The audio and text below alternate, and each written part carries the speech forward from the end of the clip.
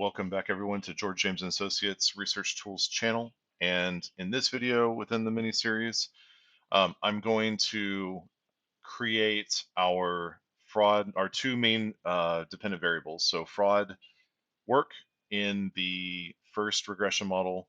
Let me bring that up really quickly. Fraud work in our first regression model, and then fraud manage in our second regression model.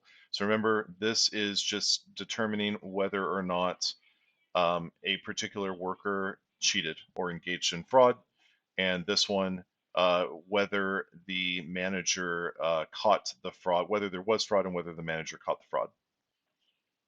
Okay, so and once again, the purpose of the dissertation is to see really in which departments is fraud more likely to arise, and this way I'm pairing. It's really again within which industry and which service category of workers of the respondents are more likely to engage in fraud, to cheat, versus those managers in which industry or in which service categories are managers essentially permitting the fraud to continue through the organization. So whether they catch it or not. Okay, so with that in mind, then I already did a little bit of this, partly because I was exploring it and I wanted to be sure that I was doing it correctly. So that's why I didn't put it um, on video. So what I did, and here these are the 10 worker problems, right? 1, 2, 3, 4, 5, and so on. And then down here below this part, we have the manager problems with the totals, and they're just checking them to make sure that they're correct. Okay, so what I did is I went through each one of these worker problems and manager problems, and I summed them up. So these are the worker problems right here. And so these are the correct totals. And then over here, what I did is I summed them up. Actually, what I did is I summed them up elsewhere, and I looked to see whether they were correct. The answers given were correct, and the first one was correct. The next four were, I'm sorry, the first one was incorrect. The next four were correct, and then the last five were incorrect. So what I do then is I go over here to my main data set, and what I did, there was, remember, WP1, 2, 3, all the way to 10. So I just created columns in between, and I did WP1 answer. And so here's the formula, right? So if BH2, which is this value right here, equals, and then I put in the value, which I got from over here, right? So in this case, 830,677. So if it equals that, then 1, then they got it right, and otherwise 0, which means they got it wrong. And then I just drag it down. And I did that for each one of these. Okay, so I did that. And then I came over here to manager, and I did the same thing, MP1, MP2, and the MP1 answer, MP2 answer, and so on. And I interwove them in between the columns that were already there. So MP1, MP2, MP3, and then with MP1 answer, MP2 answer, and so on.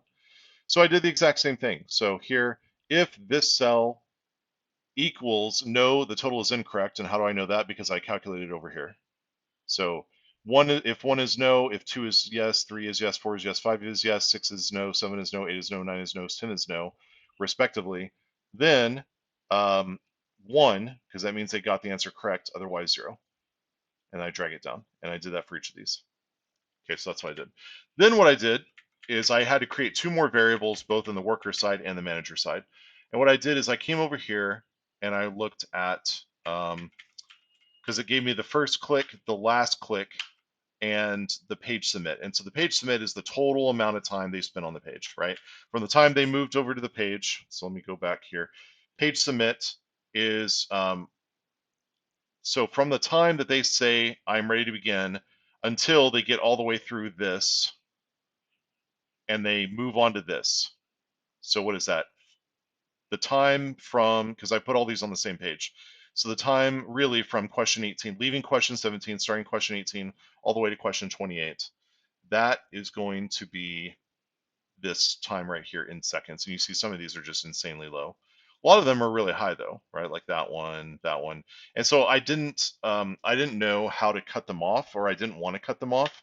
And I wanted to just let them work through it, even though the counter had already timed out for some of these. And so what I did is I put a variable out of time and then another variable score.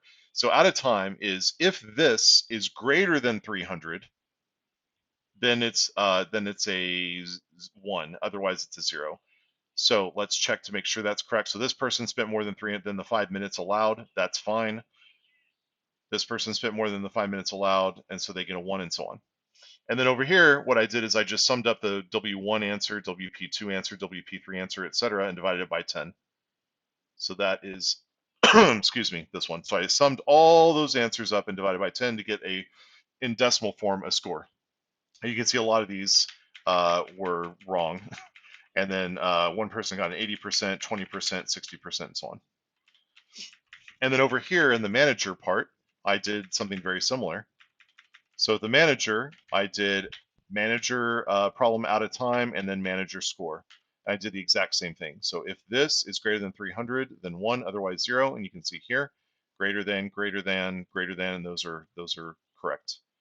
And then over here, I did the exact same thing. So I added these problems up, right? These columns. So MP1 answer, MP2 answer, MP3 answer, and so on. So I added these up, summed them, divided by 10. This is their score.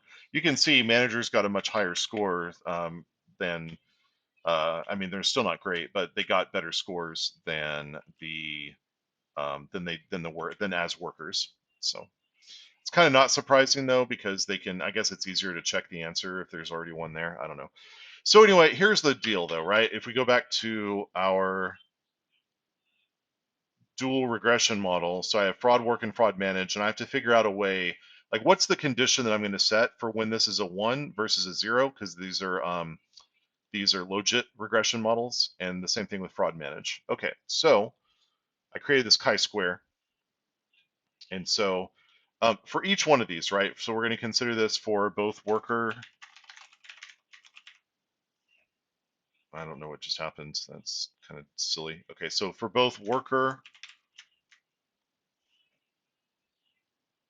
I don't know why it's doing that. And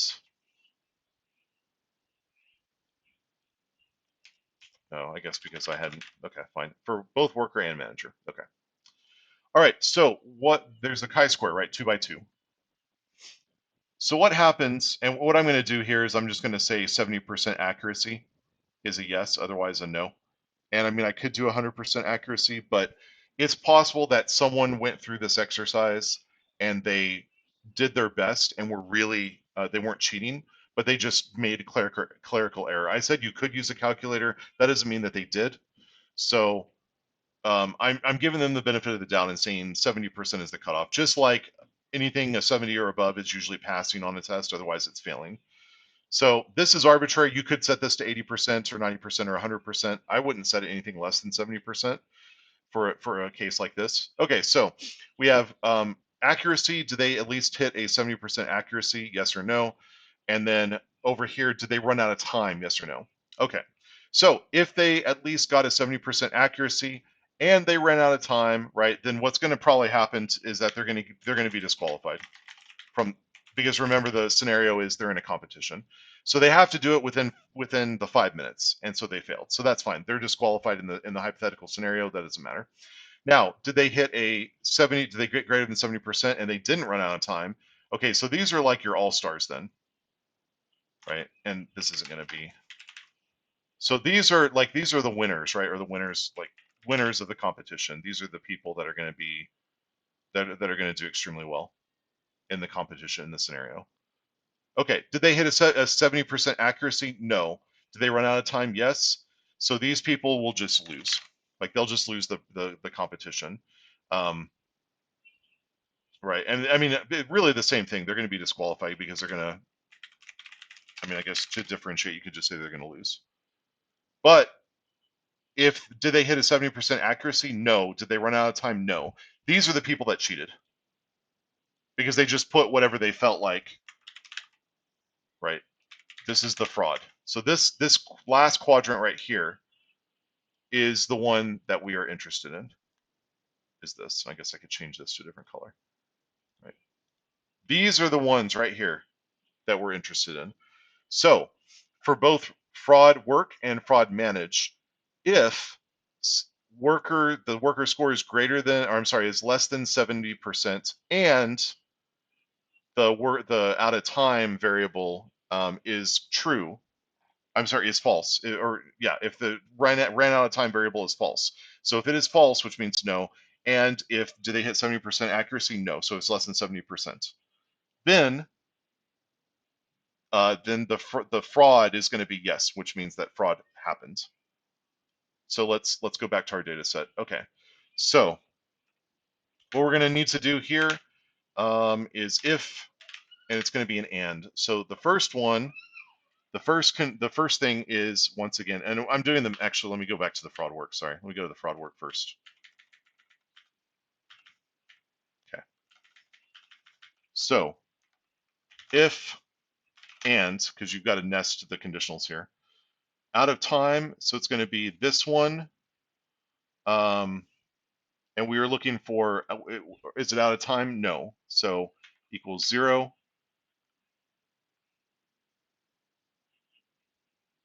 And then the second logical is this is less than 0.7. So if both of those are true, then there's fraud. Otherwise, there's no fraud. So let's test it out. Okay. So did they run out of time? No. What was their score? Less than 70%? Yeah, it was less than 70%. So that's a 1. So that's, and you can see here there's a lot of fraud. This is bad actually. This is really bad. And we're going to do yeah, this is terrible actually. So here it's a 0. Why? Because yeah, they ran out of time, but they still got above 70%. Yeah, this is bad. This person is not, so this is no fraud because this, once again, this person ran out of time, but they scored higher. This person, is there anyone that didn't run out of time that managed to do it?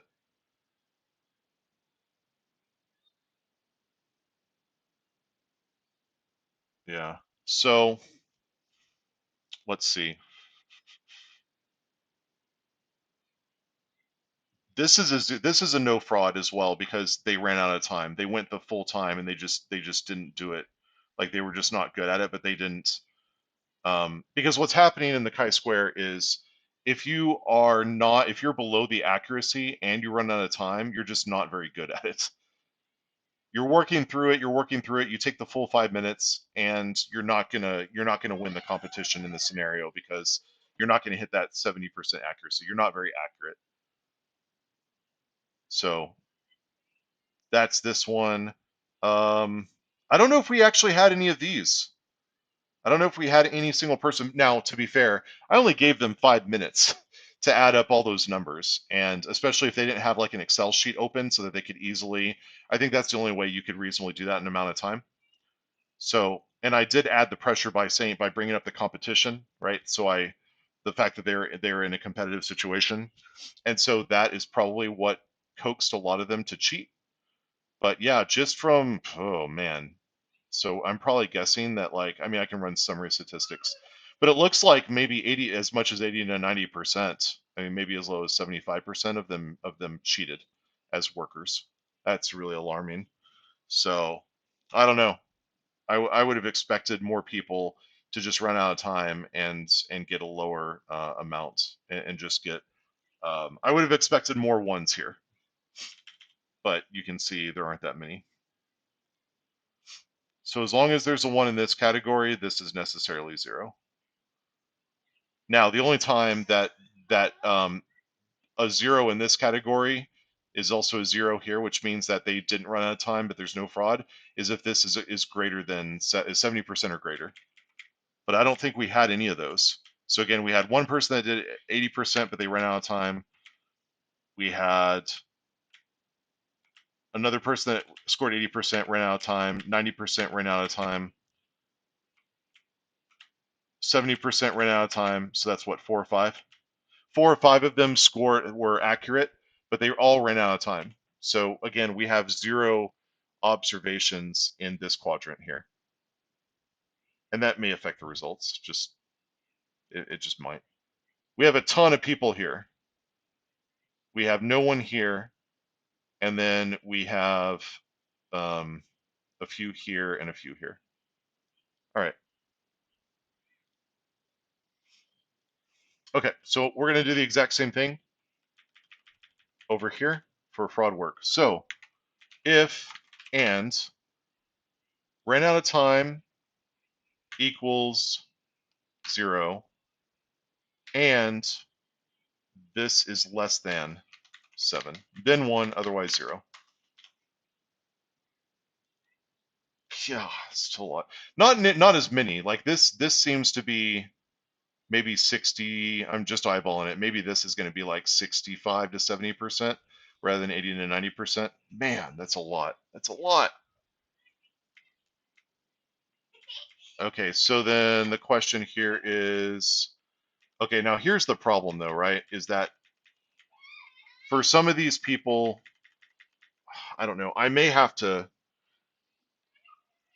I think for some of these people, I'm just going to have to, let's see, did they just do the worker side and they didn't make it through all the way for the manager? Okay, so what I'm going to have to do now is for the people that didn't do this part, I'm just going to have to go through and I'm going to put zeros because if they don't even attempt it, right?